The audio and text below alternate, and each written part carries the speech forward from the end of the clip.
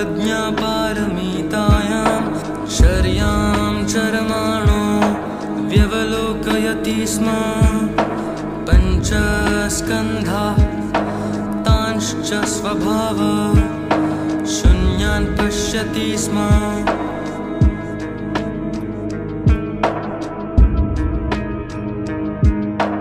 इह शारिपुत्ररूपं शून्यता शून्यतैव रूपं रूपान् पृथक् शून्यता शून्यतायान् पृथक् रूपं यद्रूपं सा शून्यता या शून्यता तद्रूपम् एवमेव वेदना संज्ञा संस्कार विज्ञानानि।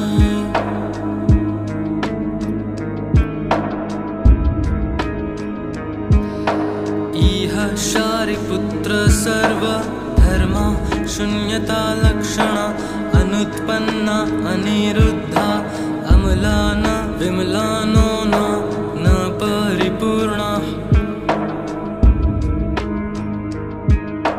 तस्माच्छारिपुत्र शून्यतायां न रूपं न वेदना न संज्ञा न संस्कारा न विज्ञानानि न चक्षुश्रोत्रघ्राण जिह्वा कायमनांसि न रूप शब्दगन्धरसस्पृष्टव्यधर्मा न चक्षुर्धातुर्यावन्न मनोविज्ञानधातु।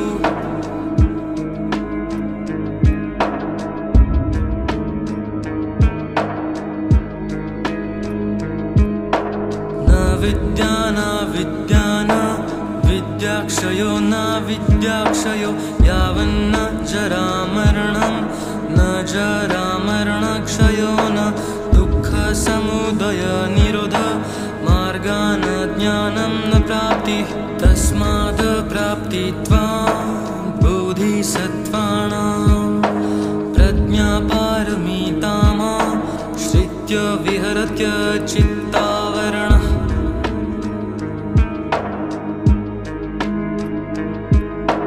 चित्तावरणनास्तित्वात् तत्र सो विपर्यासा तिक्रान्तो निष्ठा निर्वाणः व्यवस्थिताः सर्वबुद्धा प्रज्ञापारमितामाश्रित्यानुत्तरां सम्यक् सम्बुद्धा।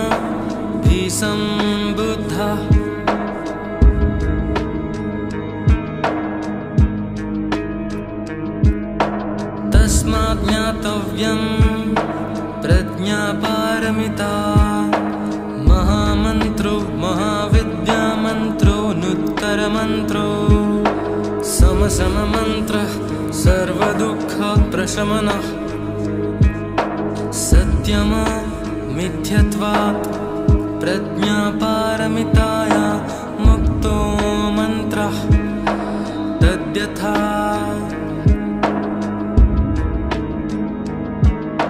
गते गते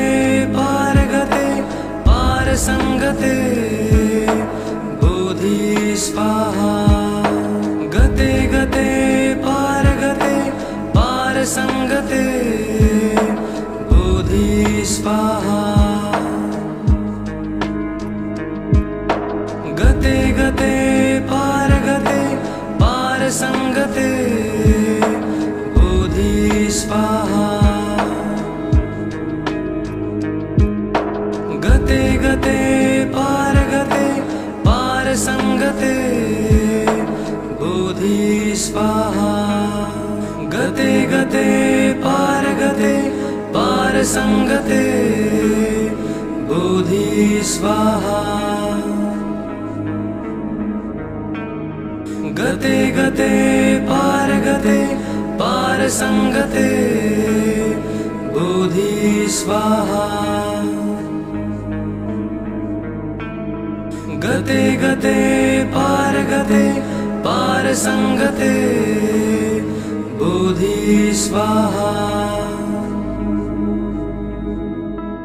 इति प्रज्ञा पारमिता हृदयं समाप्तम्।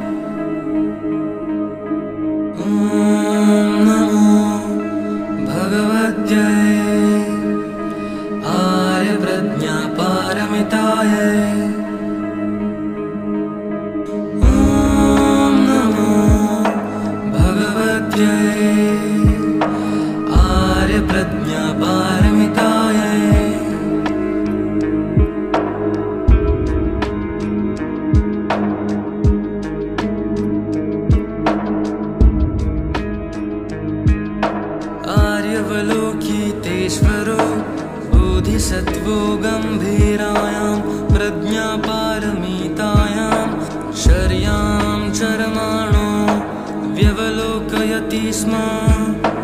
पञ्चस्कन्धाः तांश्च स्वभाव शून्यान् पश्यति स्म।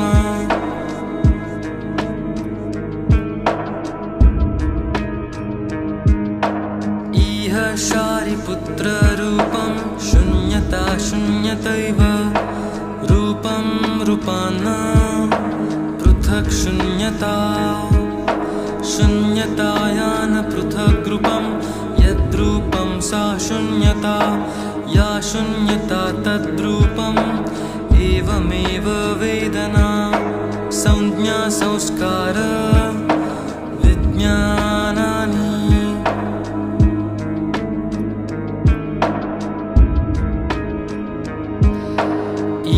शारिपुत्र सर्वधर्मा शून्यता लक्षणा अनुत्पन्ना अनिरुद्धा अमलान विमलानो न परिपूर्णा।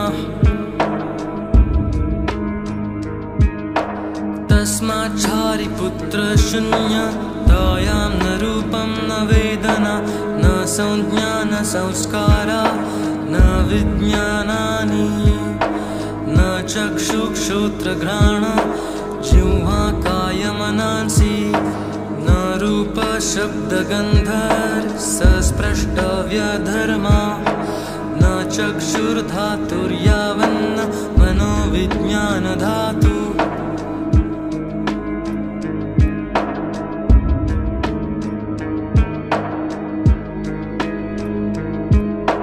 न विद्याना विद्याना विद्याक्षयो न विद्याक्षयो यावन्न जरामरणं न जरामरणक्षयो न दुःखसमुदय निरोध मार्गा न ज्ञानं न प्राप्तिः। तस्माद् प्राप्तित्वात् बोधिसत्त्वानां प्रज्ञापारमितामाश्रित्य विहरत्य चित्तावरणः।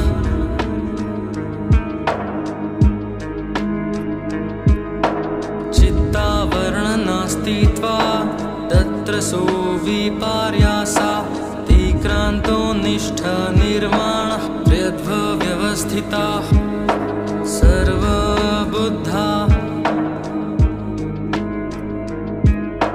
प्रज्ञापारमितामाश्रित्यानुत्तरां सम्यक् सम्बोधिमभिसम्बुद्धाः।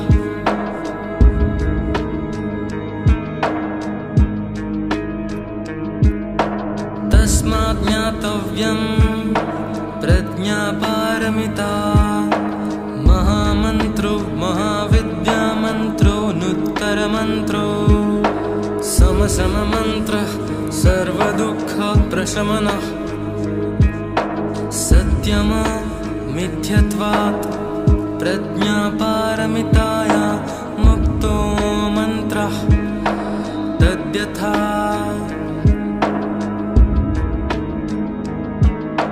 गते गते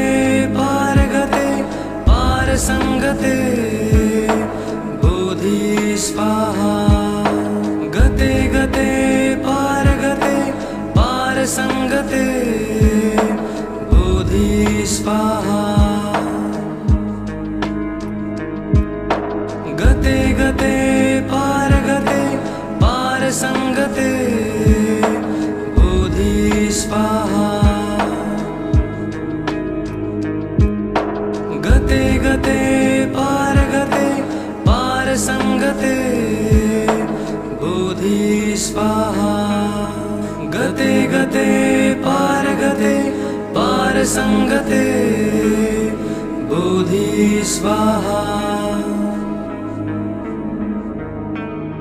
गते गते पारसंगते बोधि स्वाहा गते गते पारसंगते बोधि स्वाहा इति प्रज्ञा पारमिता हृदयं समाप्तम्।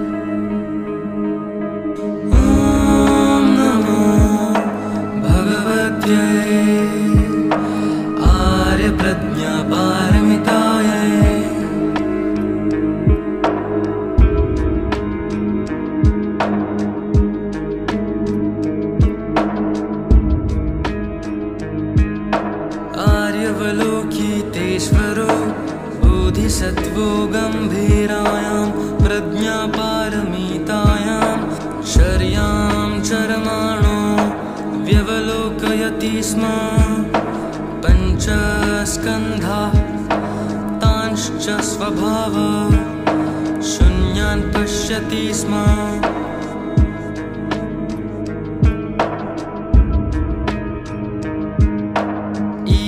शारिपुत्ररूपं शून्यता शून्यतैव रूपं रूपान् पृथक् शून्यता शून्यतायान् पृथक् रूपं यद्रूपं सा शून्यता या शून्यता तद्रूपम् एवमेव वेदना संज्ञा संस्कार विज्ञानानि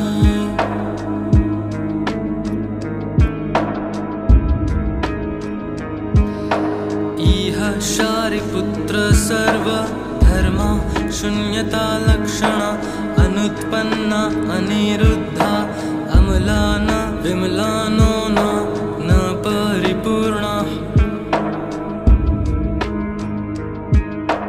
तस्मात् शारिपुत्र शून्यतायां न रूपं न वेदना न संज्ञा न संस्कारा न विज्ञानानि न चक्षुश्रोत्रघ्राण जिह्वा कायमनांसि न रूप शब्दगन्धर्सस्पृष्टव्यधर्मा न चक्षुर्धातुर्यावन्न मनोविज्ञानधातु।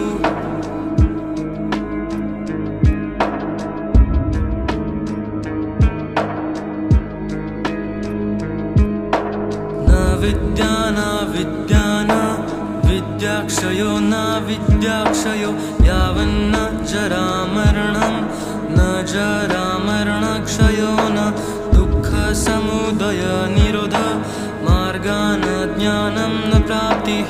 तस्माद् प्राप्तित्वात् बोधिसत्त्वानां प्रज्ञापारमितामाश्रित्य विहरत्य चित्तावरणः।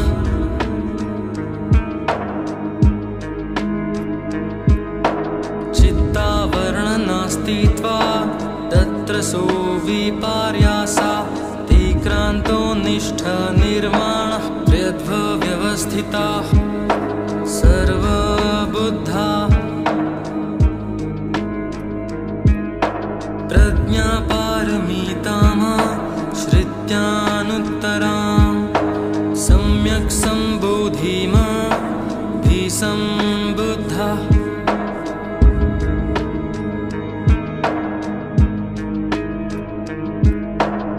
तस्मात् ज्ञातव्यं प्रज्ञापारमिता महामन्त्रो महाविद्यामन्त्रो नुत्तरमन्त्रो समसममन्त्रः सर्वदुःखप्रशमनः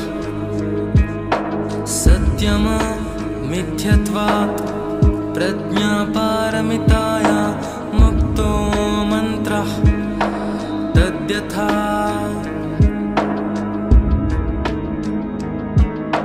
गते गते पारगते पारसंगते बोधि स्वाहा गते गते पारगते पारसंगते बोधि स्वाहा गते गते पारगते पारसंगते बोधि स्वाहा गते गते पारगते पारसंगते बोधि स्वाहा गते गते पारगते पारसंगते बोधि स्वाहा गते गते पारगते पारसंगते बोधि स्वाहा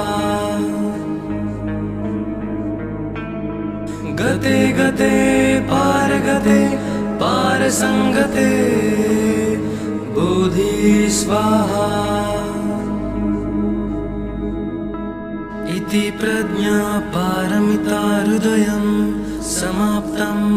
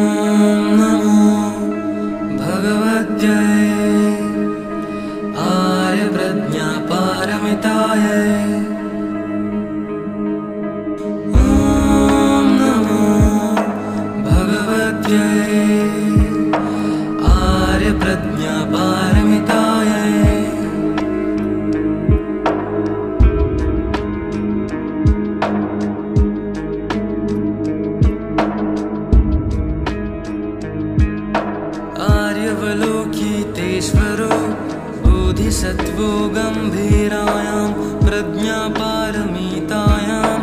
शर्यां चरमाणो व्यवलोकयति स्म पञ्चस्कन्धाः तांश्च स्वभाव शून्यान् पश्यति स्म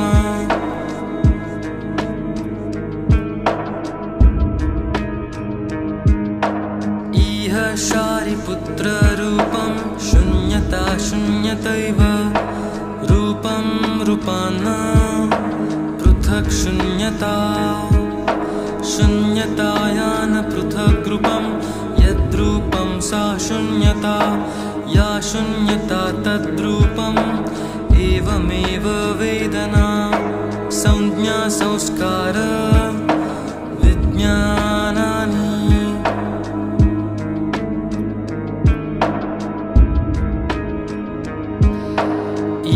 शारिपुत्र सर्वधर्मा शून्यता लक्षणा अनुत्पन्ना अनिरुद्धा अम्लान विम्लानो न परिपूर्णा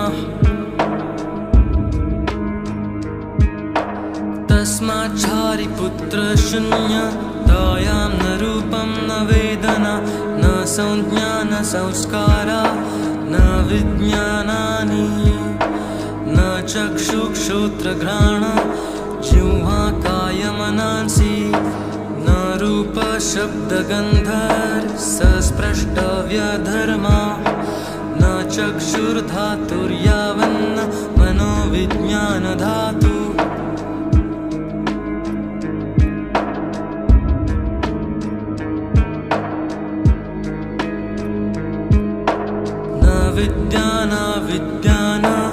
विद्याक्षयो न विद्याक्षयो यावन्न जरामरणं न जरामरणक्षयो न दुःखसमुदय निरोध मार्गा न ज्ञानं न प्राप्तिः तस्माद् प्राप्तित्वां बोधिसत्त्वानां प्रज्ञापारमितामाश्रित्य विहरत्य चित्तावरणः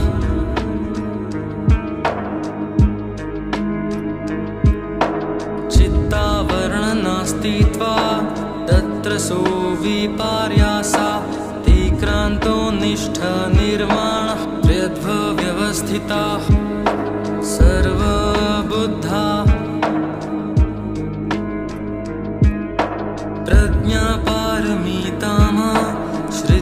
प्रज्ञापारमितामाश्रित्यानुत्तरां सम्यक्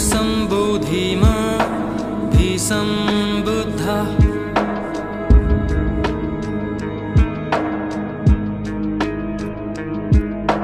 तस्मात् ज्ञातव्यं प्रज्ञापारमिता महामन्त्रो महाविद्यामन्त्रो नुत्तरमन्त्रो समसममन्त्रः सर्वदुःखप्रशमनः सत्यममिथ्यत्वात् प्रज्ञापारमिताया मुक्तो मन्त्रः तद्यथा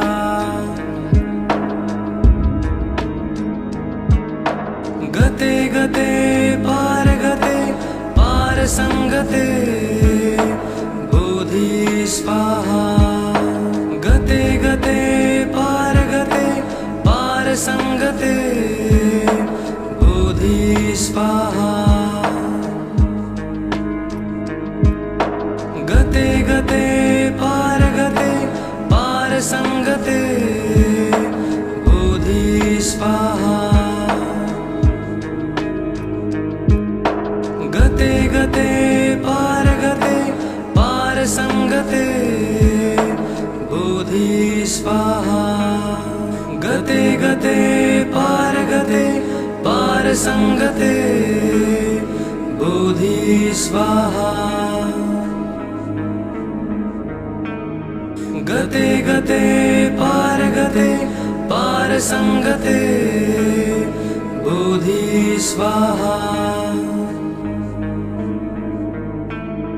गते गते पारसंगते बोधि स्वाहा इति प्रज्ञापारमिता हृदयं समाप्तम्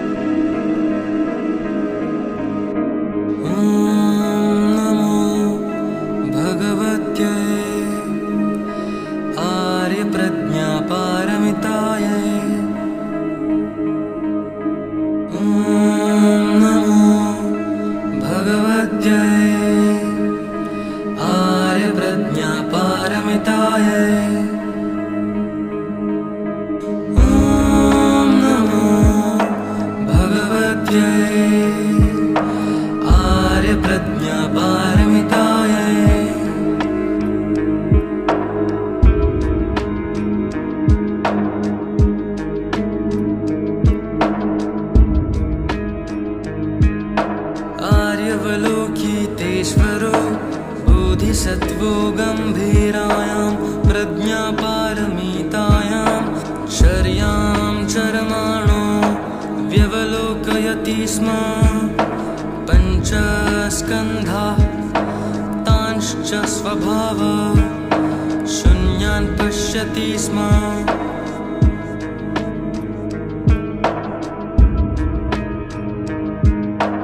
इह शारिपुत्ररूपं शून्यता शून्यतैव रूपं रूपान् पृथक् शून्यता शून्यतायान पृथक् रूपं यद्रूपं सा शून्यता या शून्यता तद्रूपम् एवमेव वेदना संज्ञा संस्कार विज्ञानानि।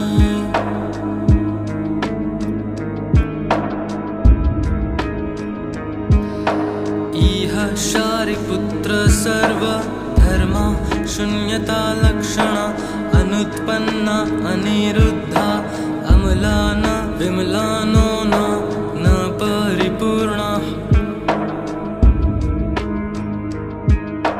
तस्माच्छारिपुत्र शून्यतायां न रूपं न वेदना न संज्ञा न संस्कारा न विज्ञानानि न चक्षुश्रोत्रघ्राण जिह्वा कायमनांसि न रूप शब्दगन्धरसस्पृष्टव्यधर्मा न चक्षुर्धातुर्यावन्न मनोविज्ञानधातु।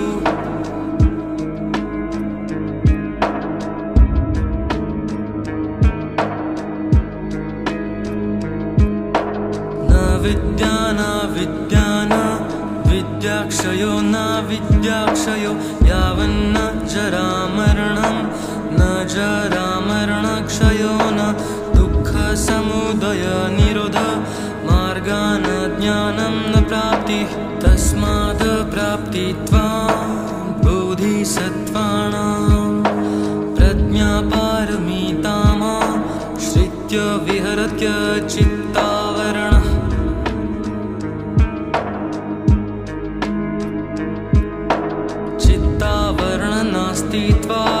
तत्र सो विपर्यासा तिक्रान्तो निष्ठ निर्वाणः प्रयद्व्यवस्थिताः सर्वबुद्धा प्रज्ञापारमितामाश्रित्यानुत्तरां सम्यक् सम्बोधिमभिसम्बुद्धाः।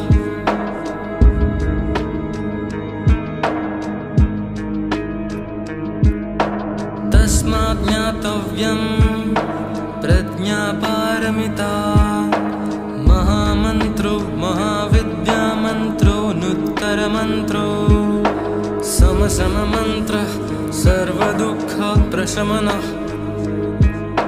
सत्यममिथ्यत्वात् प्रज्ञापारमिताया मुक्तो मन्त्रः तद्यथा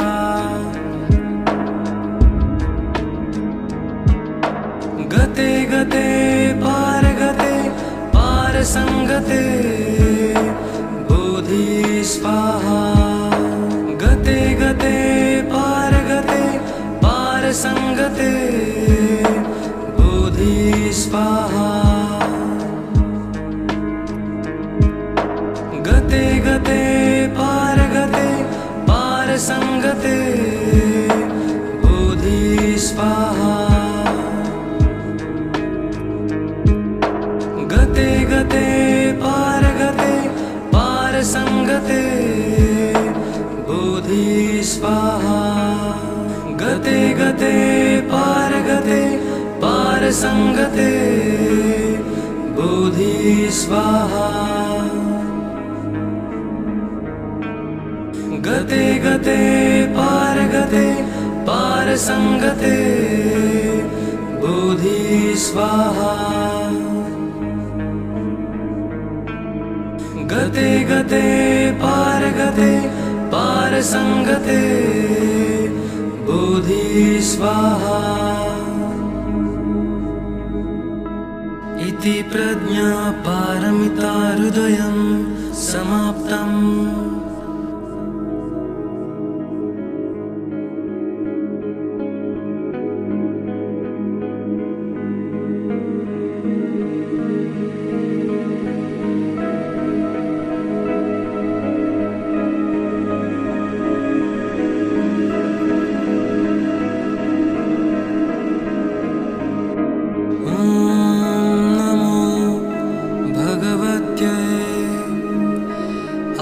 आर्यप्रज्ञापारमितायै।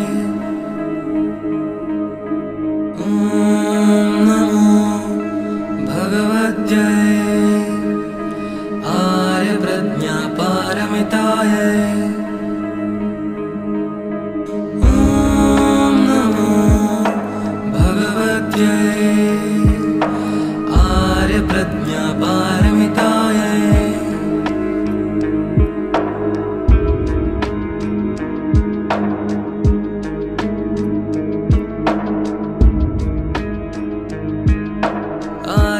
आर्यवलोकितेश्वरो बोधिसत्त्वो गम्भीरायां प्रज्ञापारमितायां शर्यां चरमाणो व्यवलोकयति स्म। पञ्चस्कन्धा तांश्च स्वभाव शून्यान् पश्यति स्म।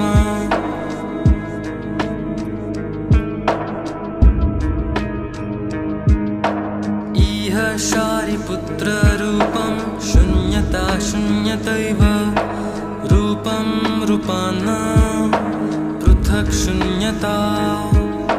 शून्यतायान पृथक् रूपं यद्रूपं सा शून्यता।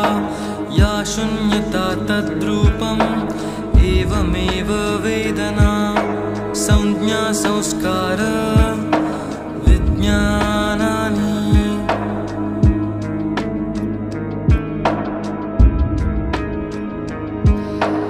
इह शारिपुत्र सर्वधर्मा शून्यता लक्षणा अनुत्पन्ना अनिरुद्धा अमला न विमलानो न परिपूर्णा। तस्माच्छारिपुत्र शून्यतायां न रूपं न वेदना न संज्ञा न संस्कारा न विज्ञानानि न चक्षुश्रोत्रघ्राण जिह्वा कायमनांसि न रूप शब्दगन्धर्सस्पृष्टव्यधर्मा न चक्षुर्धातुर्यावन्न मनोविज्ञानधातु।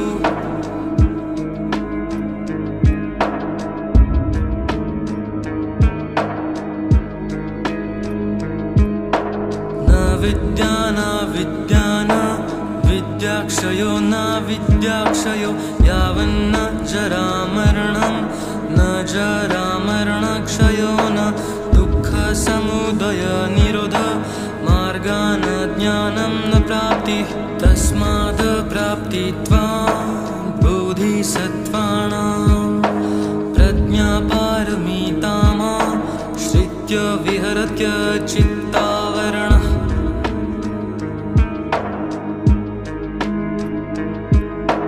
चित्तावरणनास्तित्वात् तत्र सो विपर्यासातिक्रान्तो निष्ठनिर्वाणः। त्र्यद्व्यवस्थिताः सर्वबुद्धा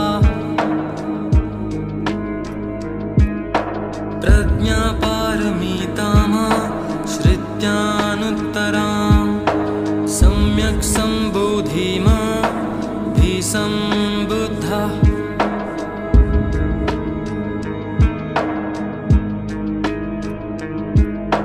तस्मात् ज्ञातव्यं प्रज्ञापारमिता महामन्त्रो महाविद्यामन्त्रो नुत्तरमन्त्रो समसममन्त्रः सर्वदुःखप्रशमनः। सत्यममिथ्यत्वात् प्रज्ञापारमिताया मुक्तो मन्त्रः तद्यथा।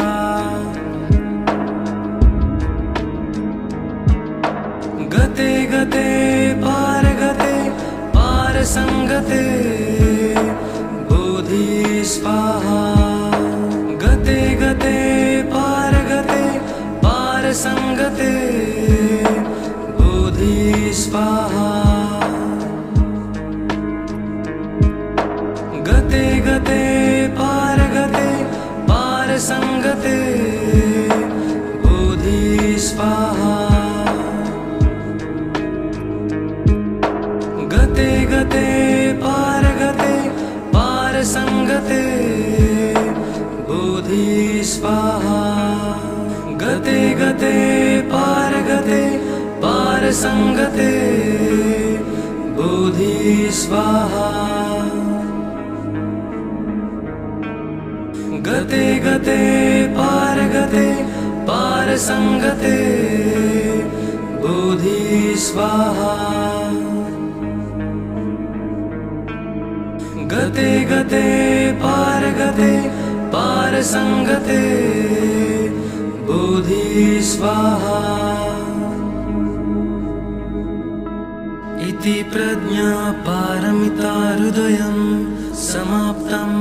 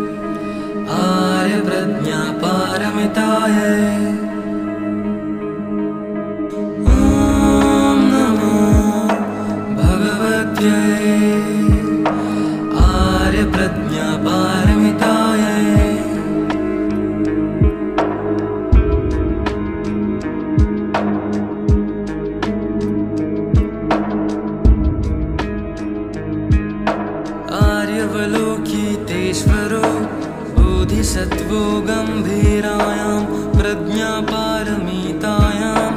शर्यां चरमाणो व्यवलोकयति स्म पञ्चस्कन्धा तांश्च स्वभाव शून्यान् पश्यति स्म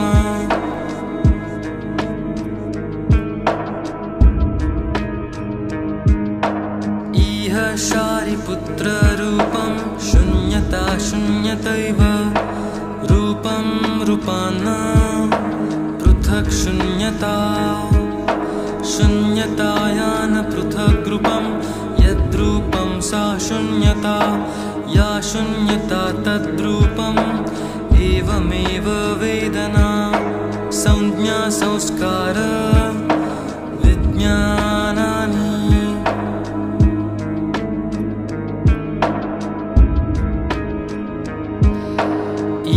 शारिपुत्र सर्व धर्म शून्यता लक्षण अनुत्पन्ना अनिरुद्धा अमला न विमलानो न परिपूर्णा तस्मात् शारिपुत्र शून्यतायां न रूपं न वेदना न संज्ञा न संस्कारा न विज्ञानानि न चक्षुश्रोत्रघ्राण जिह्वा कायमनांसि न रूप शब्दगन्धर्सस्पृष्टव्यधर्मा न चक्षुर्धातुर्यावन्न मनोविज्ञानधातु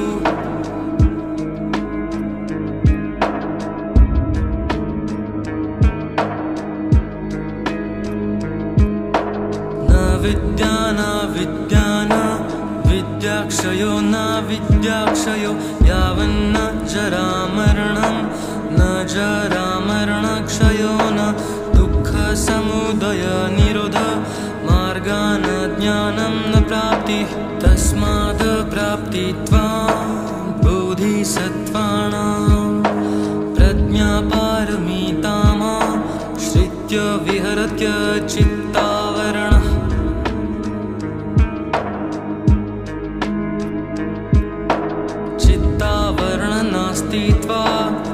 तत्र सो विपर्यासा तिक्रान्तो निष्ठा निर्माणः प्रयद्व्यवस्थिताः सर्वबुद्धा प्रज्ञापारमितामाश्रित्यानुत्तरां सम्यक् सम्बोधिमा धिसम्बुद्धा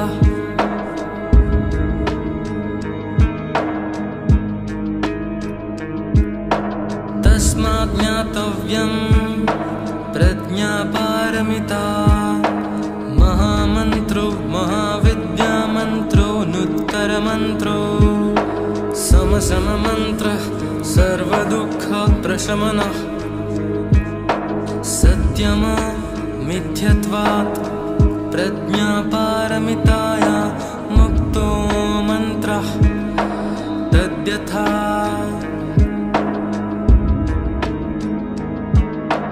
गते गते पारगते पारसंगते बोधि स्वाहा गते गते पारगते पारसंगते बोधि स्वाहा गते गते पारगते पारसंगते बोधि स्वाहा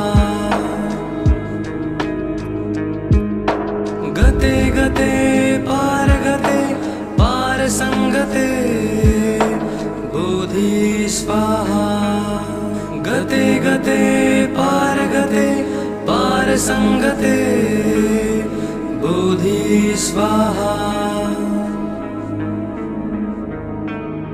गते गते पारगते पारसंगते बोधि स्वाहा गते गते पारगते पारसंगते बोधि स्वाहा इति प्रज्ञा पारमिता हृदयं समाप्तम्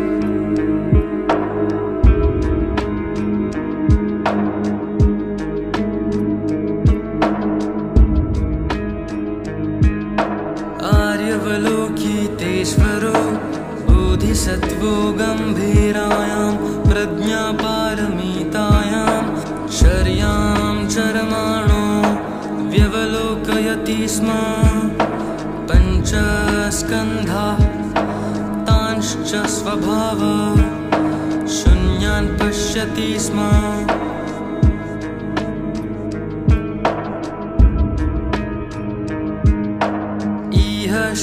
शारिपुत्ररूपं शून्यता शून्यतैव रूपं रूपान्न पृथक् शून्यता शून्यतायान पृथक् रूपं यद्रूपं सा शून्यता या शून्यता तद्रूपम् एवमेव वेदना संज्ञा संस्कार विज्ञानानि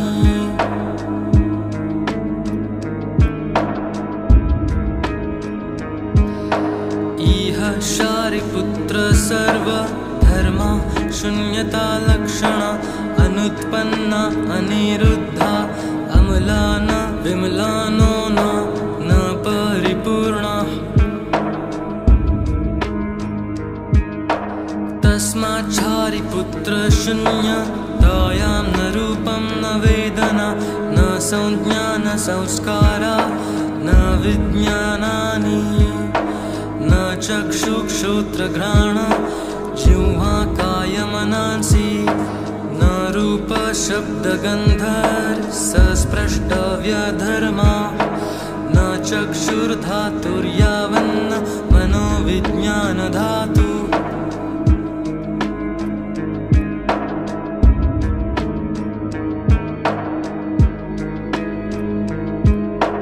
न विद्याना विद्याना विद्याक्ष क्षयो न विद्याक्षयो यावन्न जरामरणं न जरामरणक्षयो न दुःखसमुदय निरोध मार्गान् ज्ञानं न प्राप्तिः तस्मात् प्राप्तित्वात् बोधिसत्त्वानां प्रज्ञापारमितामाश्रित्य विहरत्य चित्तावरणः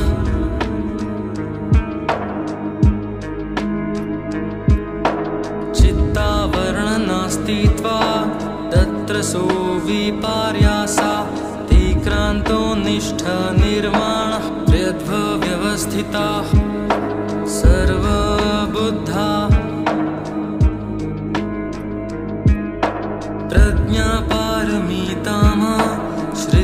प्रज्ञापारमितामाश्रित्यानुत्तरां सम्यक् सम्बोधिमधिसम्बुद्धा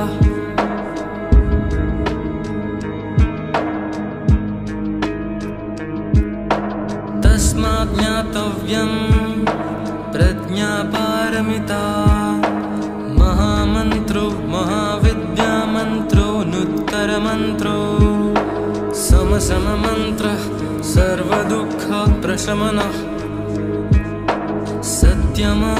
सत्यममिथ्यत्वात् प्रज्ञापारमिताया मुक्तो मन्त्रः तद्यथा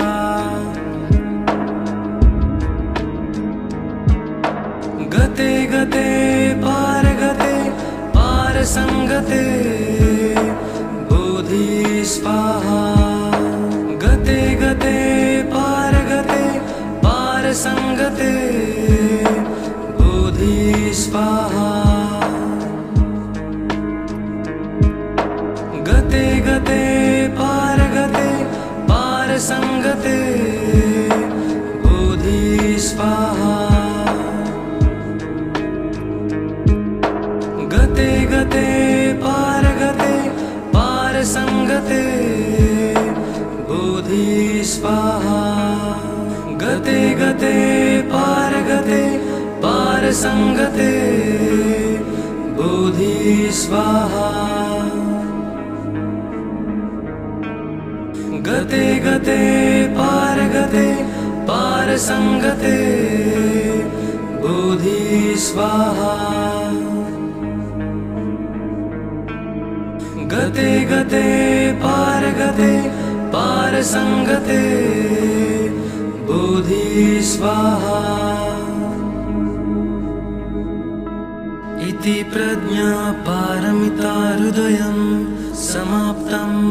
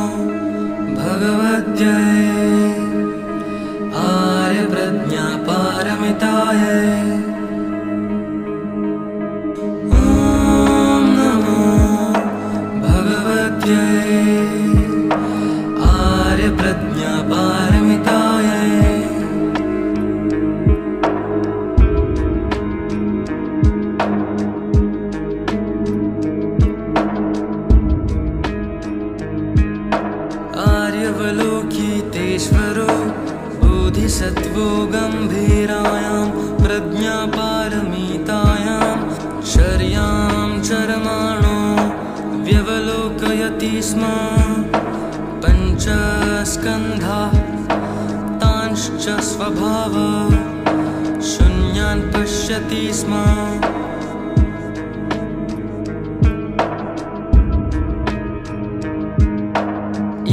शारिपुत्ररूपं शून्यता शून्यतैव रूपं रूपान् पृथक् शून्यता शून्यतायान् पृथक् रूपं यद्रूपं सा शून्यता या शून्यता तद्रूपम् एवमेव वेदना संज्ञा संस्कार विज्ञानानि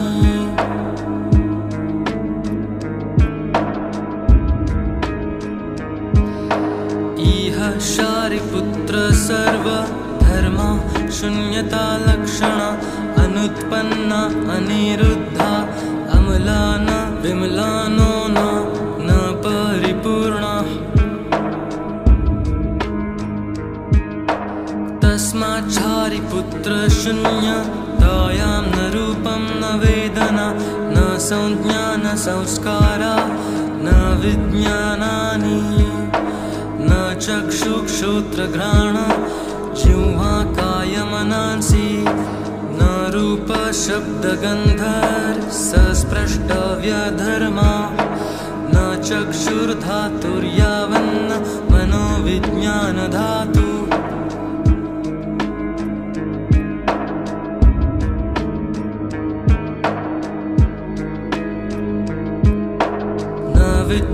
न विद्याक्षयो न विद्याक्षयो यावन्न जरामरणं न जरामरणक्षयो न दुःखसमुदय निरोध मार्गा न ज्ञानं न प्राप्तिः तस्माद् प्राप्तित्वां बोधिसत्त्वानां प्रज्ञापारमितामाश्रित्य विहरत्य चित्तावरणः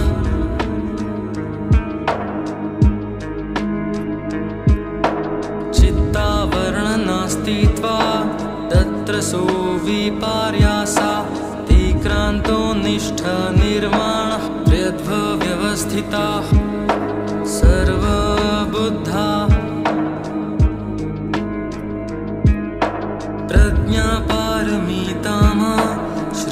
प्रज्ञापारमितामाश्रित्यानुत्तरां सम्यक् सम्बुद्धा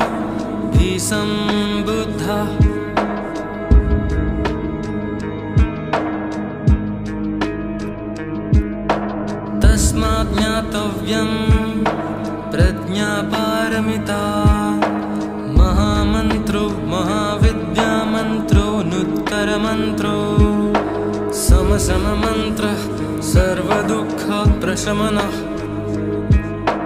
सत्यममिथ्यत्वात् प्रज्ञापारमिताया मुक्तो मन्त्रः तद्यथा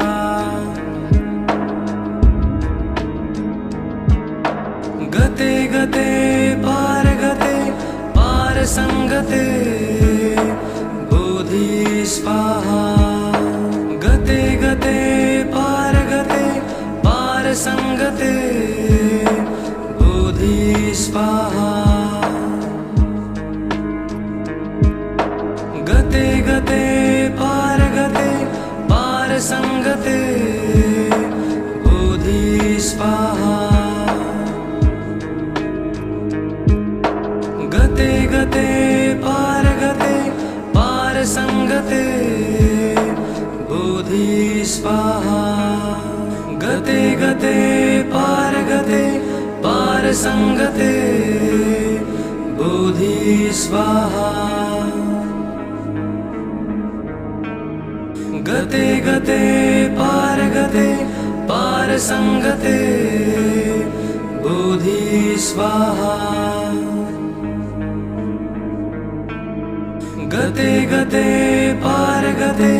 पारसंगते बोधि स्वाहा इति प्रज्ञापारमिता हृदयं समाप्तम्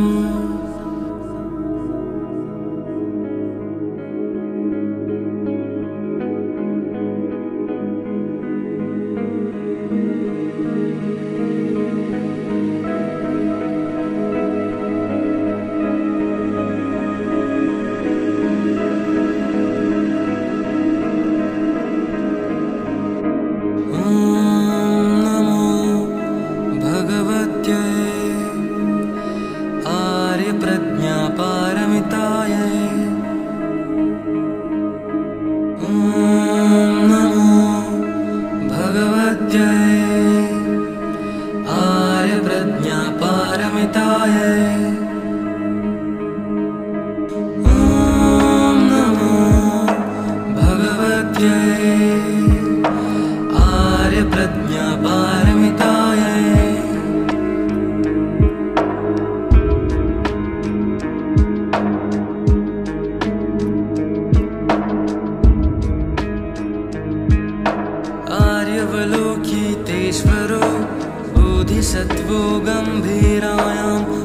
प्रज्ञापारमितायां शर्यां चरमाणो व्यवलोकयति स्म पञ्चस्कन्धाः तांश्च स्वभाव शून्यान् पश्यति स्म।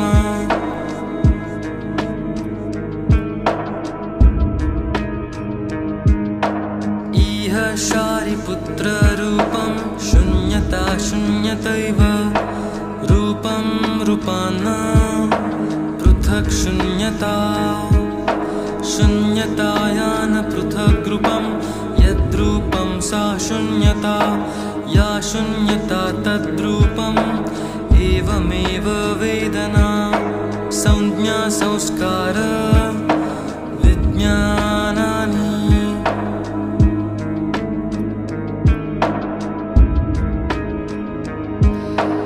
इह शारिपुत्र सर्वधर्मा शून्यता लक्षणा अनुत्पन्ना अनिरुद्धा अम्लान विमलानो न परिपूर्णा।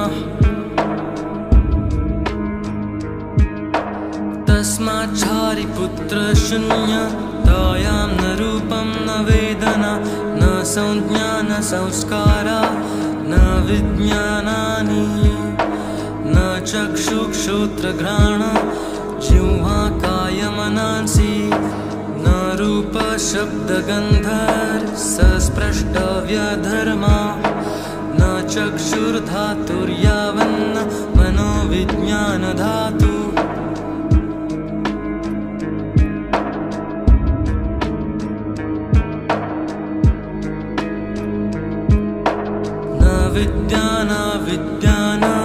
विद्याक्षयो न विद्याक्षयो यावन्न जरामरणं न जरामरणक्षयो न दुःखसमुदय निरोध मार्गान् ज्ञानं न प्राप्तिः तस्माद् प्राप्तित्वां बोधिसत्त्वानां प्रज्ञापारमितामाश्रित्य विहरत्य चित्तावरणः।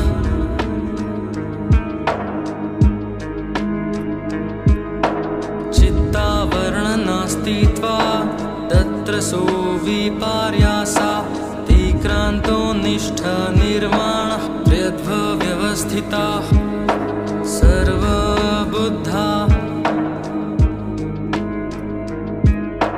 प्रज्ञापारमितामाश्रित्यानुत्तरां सम्यक् सम्बोधिमभिसम्बुद्धाः।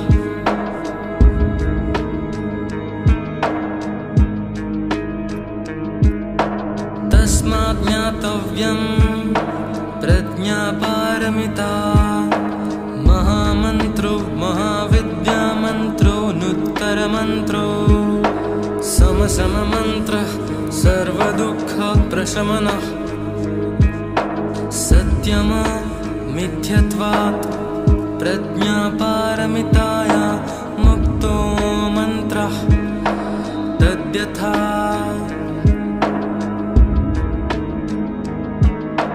गते गते पारगते पारसंगते बोधि स्वाहा। गते गते पारगते पारसंगते बोधि स्वाहा।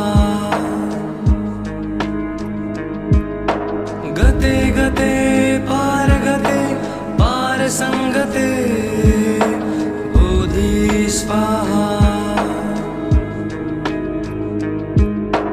गते गते पारगते पारसंगते बोधि स्वाहा।